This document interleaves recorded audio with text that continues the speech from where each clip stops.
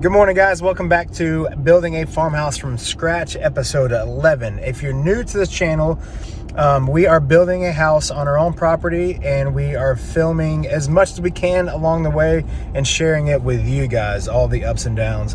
So today we have a to-do list that is a mile long, and I'm going to be honest with you guys, I have been slacking on filming this past week and a half. So we have so many updates. We have the floors installed. We have the sheetrock sanded, primed. We have almost all the interior doors installed. We have the stairs done, the brick fireplace done. All this stuff is complete. I got a tiny bit of footage, which I will share with you guys right now.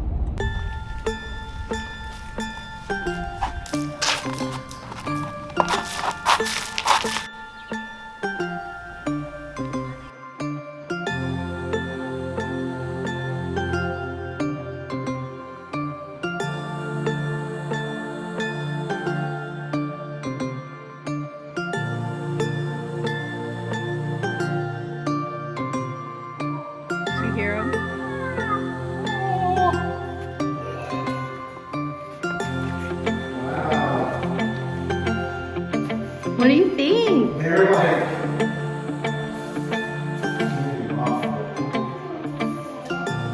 This is so beautiful. It's like such a just traditional, like rich, like light. It's the perfect color.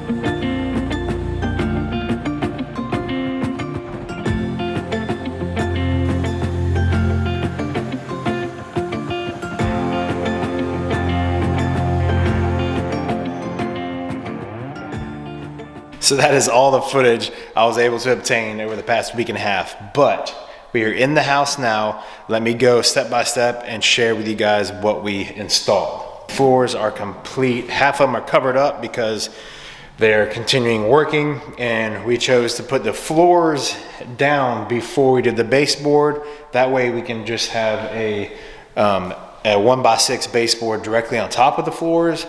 And then there won't be any quarter round, they call it, like the half round circle around the baseboard to cover the gaps from the floors to the baseboard. We got the stairs installed. These turned out awesome as well. We ended up leaving the bottom 2.5 steps exposed. That way when you come down the steps, you can just kind of turn and step off, and we're not gonna be putting a handrail here. We're just gonna leave that open and just finish this lower edge, because we just kind of like that. We like that little landing look that it has. And then as you can see, the first door, our pantry door, we had one of these in our old farmhouse, the first farmhouse that we renovated, and it was not the same exact door, but it was from the same era. Had the three pane glass and 3-panel wood, they call it, you know, like from the 60s, like I said. So we were able to find one of those. All of the interior doors on the lower level are all old vintage doors that are original finish. So they are not even clean. Like a lot of them still have dust and dirt and all over them because they were found outside. This is the staircase door for the storage. And then this door right here is the master bedroom door.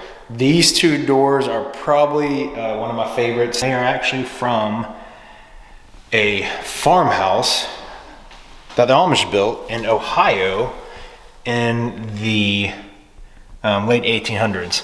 So this is super cool. I love how this works. This still has the old latch on it, and it completely works.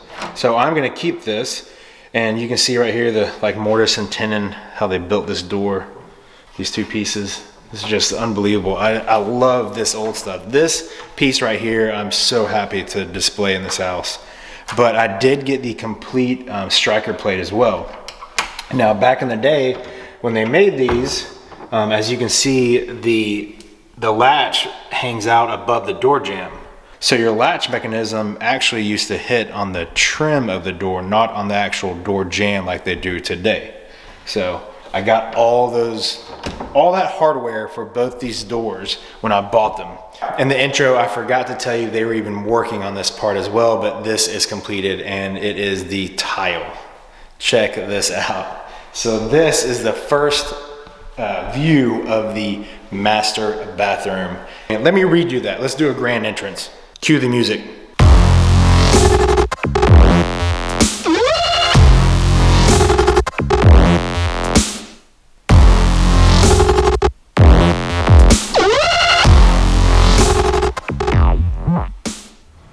So what we got on the floor here is a 2-inch mosaic tile.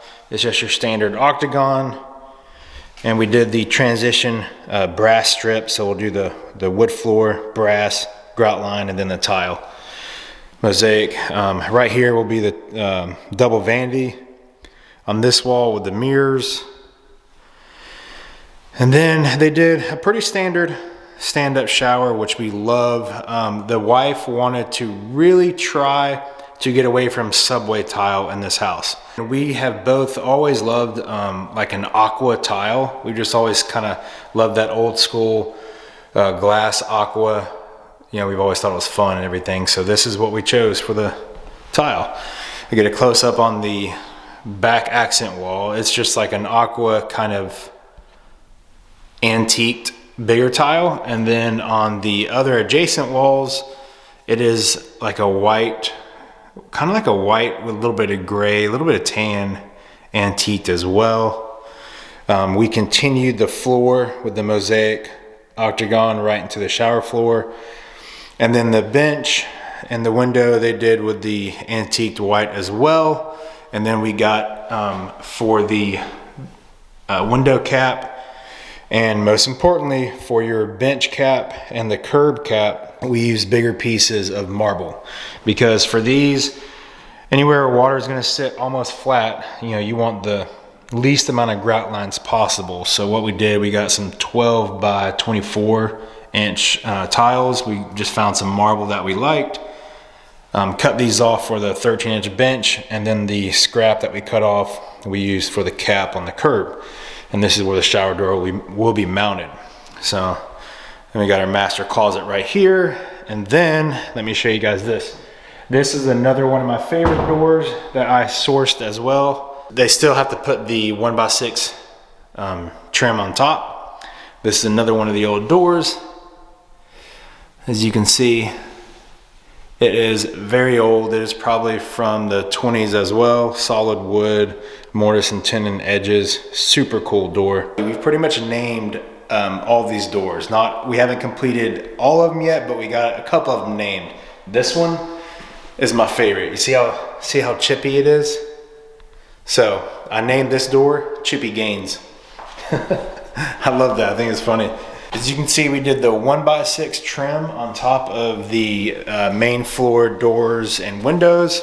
It just, for the extra of buying the 1x6, they have to hang it anyway. So they're gonna hang trim up top no matter what. So the cost, you know, from bumping it up from 1x4 to 1x6 is minute compared to the look that it gives the house. I mean, it looks so much better. 1x6 and then 1x4 run down the sides. Oh my gosh, the fireplace got done as well. This was pretty much a disaster. To be honest with you, I didn't know they were gonna start the fireplace. I showed up, and this is the truth to building a house. This is just how it works. You know, we weren't told that the masons were gonna start. I don't know if the masons told the builders they were even gonna start. So I showed up and I walked in, and it was pretty much like it is now, missing like 3 or 4 brick on top. I walked in and I was like, hey guys, that's the wrong brick. So yeah, they laid out the wrong brick in here, and they didn't even do the design that the wife wanted.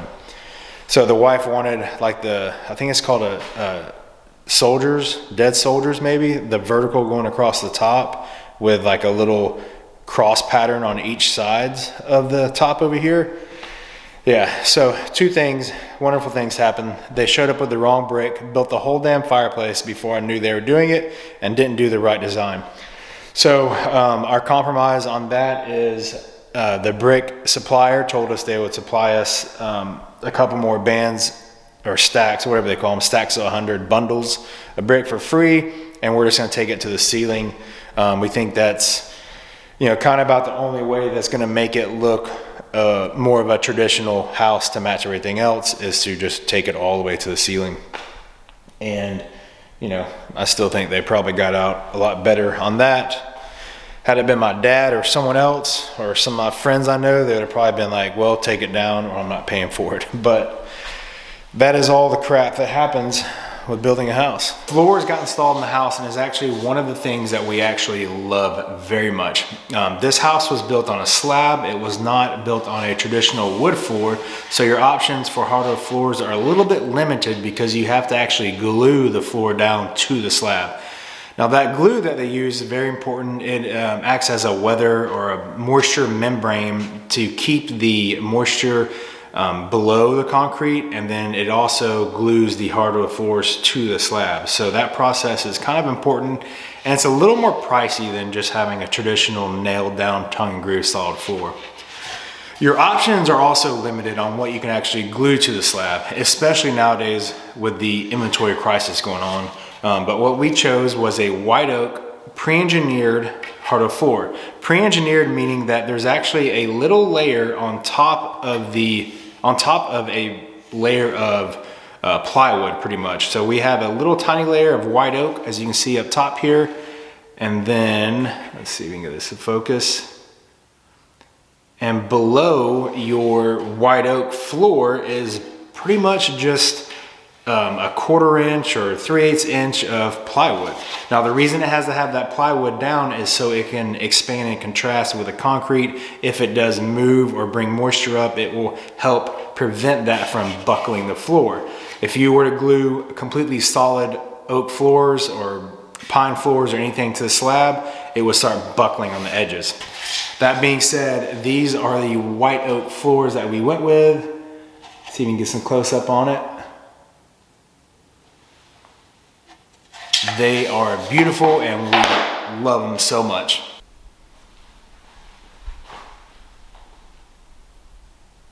If I had to describe the color, it would be just a very, very light, just traditional brown. There's no pinks, no yellows in these floors at all. If you're interested, we'll put that information down below. They are made by Atlantic oak, and the color was Boca Grande. But everything came out perfect. That is the update. Now we have to jump on to the next item of the day. I'm on the hunt for electrical conduit.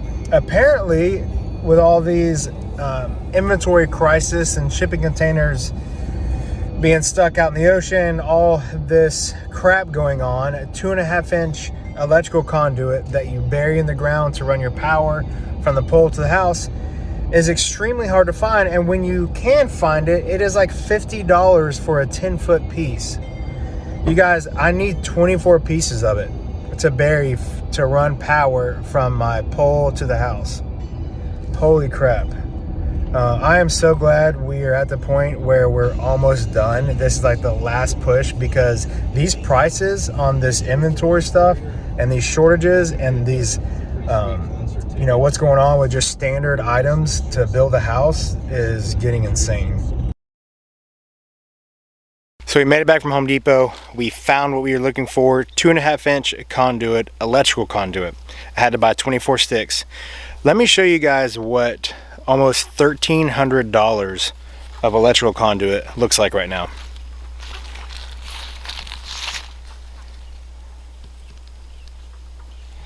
That right there, 24 sticks of 10-foot PVC pipe right now, $1,250. I cannot believe it. It's like one of those things, what are you gonna do? I called the county that's doing our power, and I asked them if we can just direct bury the cable like they used to do. And of course, their requirements, their policy is it has to go in 2.5 inch conduit. Now the only good thing is that we are with Amicola Power. They came out, they gave me an estimate to do it, and they will do up to 220 feet for free, bearing it from our power pole to our house.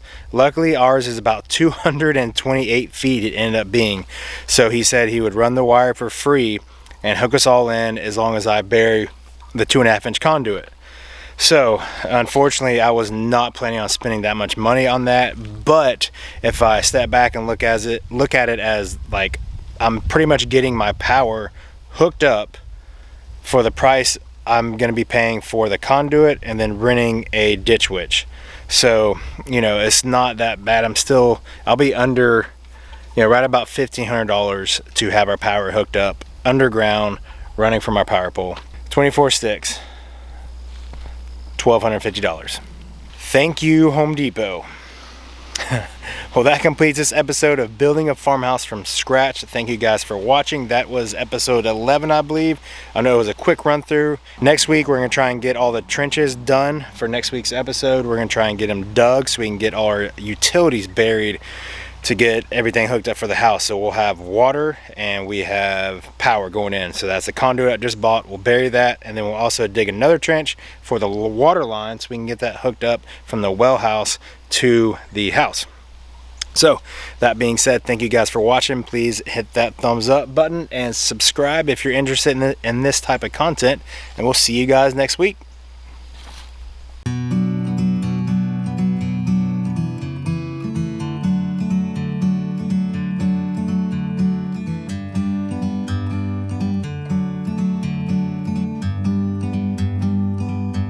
Like a bird on a tree, I'm just sitting here. I got time, it's clear to see. From up here, the world seems small. We can sit together. It's so beautiful, you and me. We meant to be